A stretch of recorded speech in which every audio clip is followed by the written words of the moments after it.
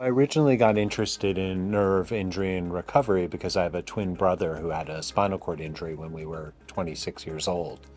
And I saw the difficulties that he was having and knew that science was a way to potentially help him and others with neurological injuries. My laboratory studies how brain and spinal cord partner to produce movement, how that becomes disconnected with brain or spinal cord injury, and how we can strengthen their interactions using electrical stimulation.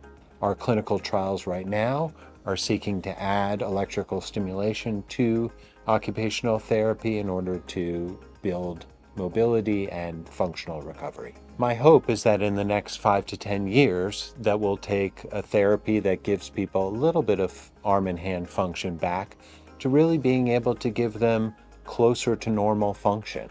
I'm Jason Carmel, and my field of restorative neurology means better tomorrows.